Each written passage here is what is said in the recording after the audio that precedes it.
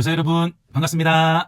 네, 오랜만에 설교 나눔 해설 영상을 찍게 되었습니다. 앞으로 이제 밤별 모임 기간에 우리 설교 나눔이 풍성해지기를 주님의 이름으로 축복합니다.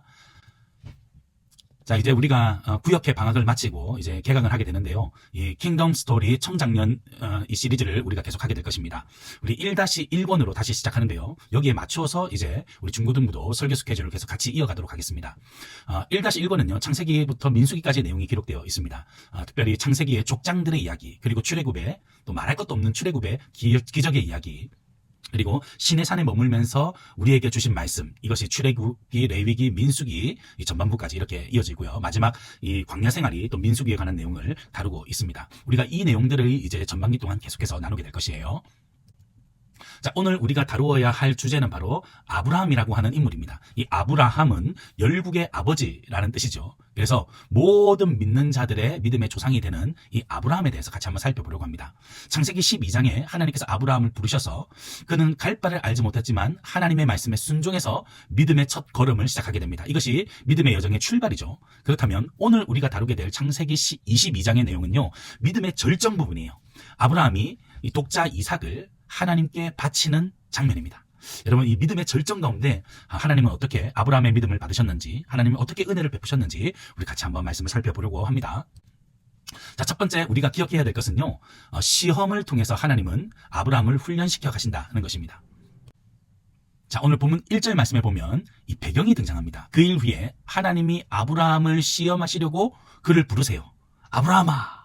그러자 아브라함이 대답합니다. 내가 여기 있나이다.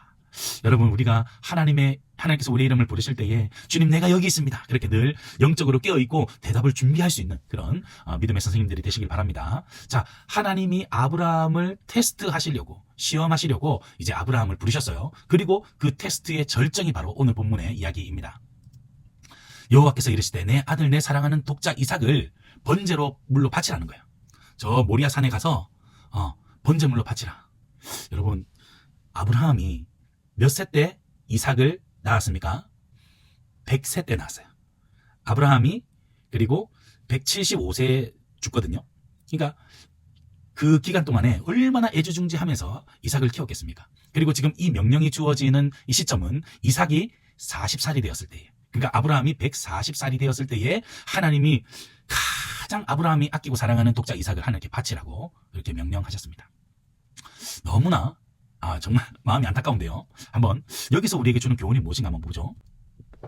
여러분, 우리의 선택의 우선순위가 있습니다. 결정의 우선순위가 있어요. 그것은 현실적으로 이게 가능한가? 아니면 이게 합리적인가? 아니면 내가 할 수 있는가? 물론 이런 것들도 따져보아야 합니다. 그렇죠? 이성적으로 판단해야 되고 우리가 이것을 다 계획적으로 살펴봐야 되죠. 하지만 그것보다 더 우선되는 것은 이것이 하나님의 뜻인가 하는 것입니다. 이것이 나를 향한 하나님의 말씀인가? 여러분, 그게 분명해진다면 현실적으로 불가능해 보여도 순종하는 것입니다. 이게 좀 불합리해 보여도 하나님의 말씀이라면, 나를 향한 하나님의 뜻이라면 순종하는 것이, 이것이 아브라함이 보여주는 이 결정의 우선순위입니다. 여러분, 여기서 이 믿음이 드러나는 것이에요. 자, 이렇게 아브라함은 하나님의 말씀에 순종하게 됩니다. 순종을 통해 보게 하시는 하나님, 우리가 이제 두 번째 살피게 될 텐데요. 이제 아브라함과 그의 아들 이삭이 하나님께서 명하신 모리아산을 향해서 올라가고 있습니다. 등에 이제 나무를 짊어지고 있죠. 번제 드릴 이제 제사 준비를 다 해서 이제 모리아산으로 올라가는데 아들이 툭 한마디 아버지께 건넵니다. 아버지, 다른 건 다 준비되어 있는데 번제할 어린 양은 어디 있나이까? 이렇게 질문해요. 이 질문에서는 상당히 좀 의미 있는 이런 해석이 가능할 것 같습니다. 여러분, 이삭이 어떻게 어린 양이 있어야 된다는 걸 알고 있을까요? 그것은 아브라함이 늘 이삭과 함께 예배드렸기 때문이에요.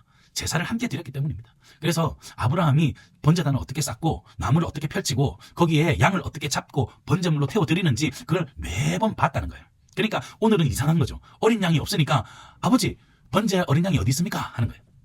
우리 다음 세대의 신앙교육도 바로 이러해야 됩니다. 여러분, 우리 다음 세대, 그리고 우리 교회의 자녀들, 그리고 가정의 자녀들 늘 말씀을 함께 우리가 나누면서 또 함께 예배하면서 이러한 다음 세대에 대한 이 신앙을 잘 전수할 수 있도록 우리 가정과 교회가 함께 이 일을 감당해야 할 것이에요. 그런데 이 툭 던진 아들의 질문에 아버지 아브라함이 이렇게 대답합니다. 번제할 어린 양은 하나님이 자기를 위하여 친히 준비하시리라. 얘야, 하나님이 준비하신단다. 걱정하지 마. 여러분, 여기에서 아브라함의 믿음이 담겨 있습니다. 하나님은 하나님의 뜻을 위하여서 어린 양을 반드시 준비하실 것이라고 하는 기대와 소망과 믿음이 있었어요. 정말 순종하는 자들에게 하나님은 그 일을 이루실까요? 한번 보시죠. 자, 이제 아버지와 아들이 모리아산에 올라서 제단을 쌓고 나무를 펼치고 이제 제사 준비를 다 합니다. 그때 아버지가 아들을 결박해요. 이리 와라. 그리고 번제단 위에 아들을 올려놓습니다. 여러분, 그때 지금 이삭의 나이가 40살이에요.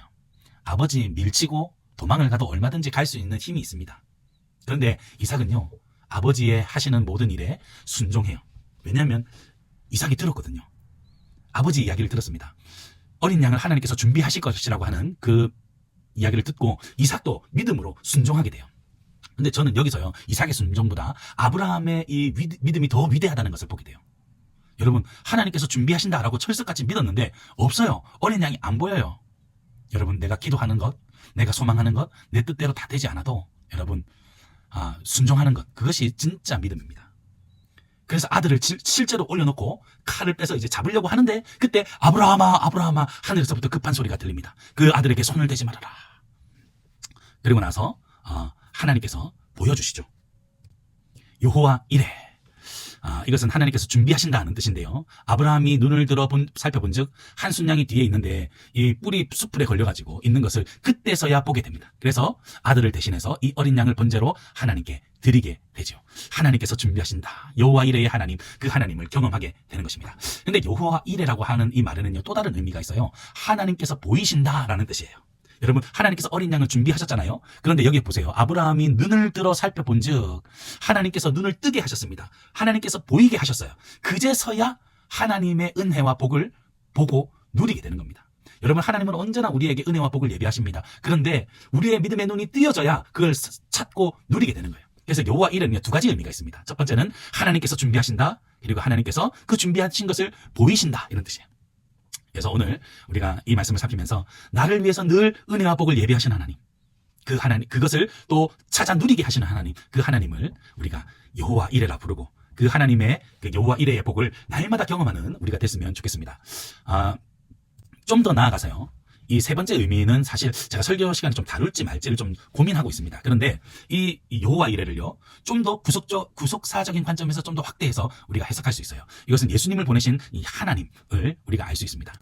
여호와 이레를요, 구속사적 관점에서 보면 이렇습니다. 여러분, 지금 저기 보시면은 예루살렘의 이제 지형도가 보이는데 저기 예루살렘 큰 성 안에 솔로몬 성전이 있죠.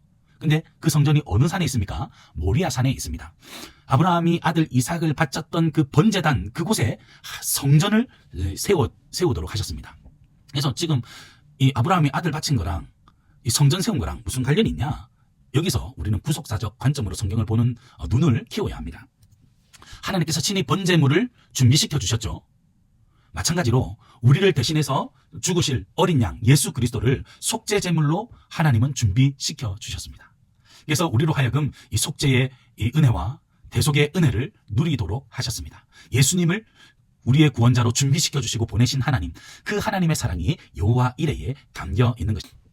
요한복음 2장에 보면 성전 되신 예수님, 이 성전 신학에 대해서 잘 나타내는 말씀이 있습니다. 예수님께서 이 성전을 헐라 내가 사흘 만에 다시 세울 것이다 라고 말했는데요, 유대인들이 이 성전 46년 동안 지었는데 네가 어떻게 3일 만에 다시 짓겠다고 말하느냐 라고 책망하죠. 그런데 21절 말씀에 보면 성경은 이렇게 얘기합니다. 예수는 성전된 자기 육체를 가리켜서 말씀하신 것이다.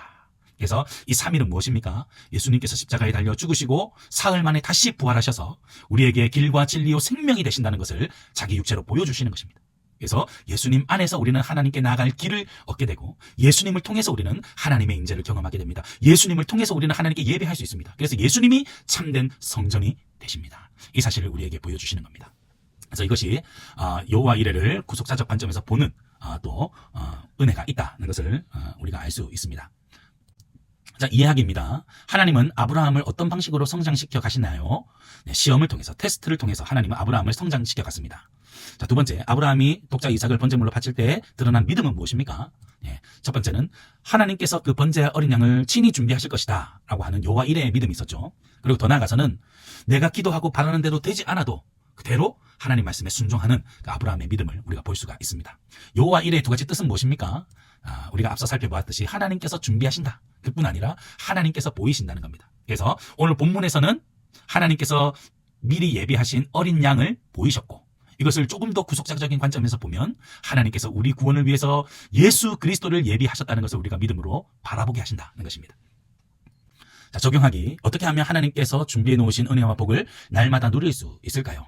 첫 번째는 여호와 일에 하나님을 믿어야 합니다. 그죠? 하나님께서 우리에게 날마다 은혜와 복을 예비해 두셨다는 사실을 믿어야 합니다. 그래야 찾을 수 있습니다. 그죠? 그리고 우리 힘으로 찾는 것이 아니라 성령께서 우리는 눈을 열어주셔야, 믿음의 눈으로 바라보아야 하나님의 복을 찾고 누릴 수 있다는 것입니다. 그래서 오늘 어떻게 하면 우리의 눈이 밝아질까? 우리의 영의 눈이 띄어질까? 말씀 안에서, 기도 안에서 우리가 하나님을 간절히 찾을 때에 이 일이 이루어질 수 있다는 것 우리가 서로 확인하고 그렇게 나누면 좋겠습니다. 수고하셨습니다.